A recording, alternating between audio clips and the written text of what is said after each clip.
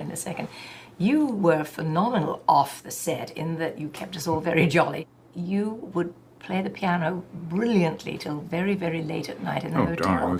Thank you very much, but it was, I think we were all very soused to be able to tell that I played brilliantly. No, you know you did. And No, but we were I was constantly at that piano.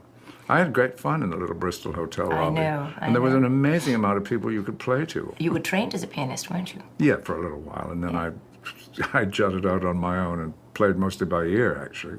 No. Yeah, I play mostly by ear, and now I just play when Well, I don't know how you play Rachmaninoff by ear, my friend. You can, actually. You can fool around with the left hand to make it sound like poor old Racky. You just leave out 25,000 notes, and you're doing all right. I see. Well, it was very entertaining, I must say, and kept us all going. God. You didn't ever sing in the lobby, did you? No. I guess you felt I was doing enough in the hills, I think. Yeah, wonderful.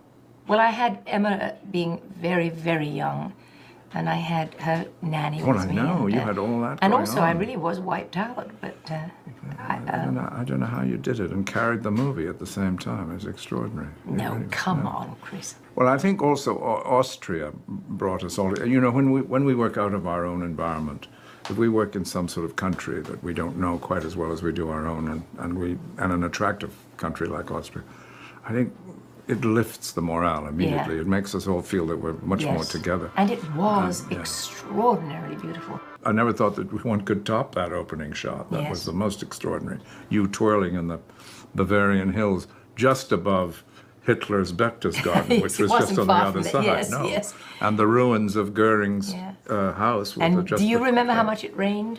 God, yes. It never stopped. Well, we had the föhn. Remember the föhn? We were all told about the föhn in Austria is the moment when actually criminals can get off. For having committed some terrible crime. During the föhn, because it's that heaviness that hits It comes from Italy, doesn't it? Yeah. I think. It comes over the mountains, and it shuts all the air, and there's a natural depression, and you have to take pills for it, actually. I just drank heavily, which got me out of it in no time. But we were all, remember, scared of the föhn. Yeah.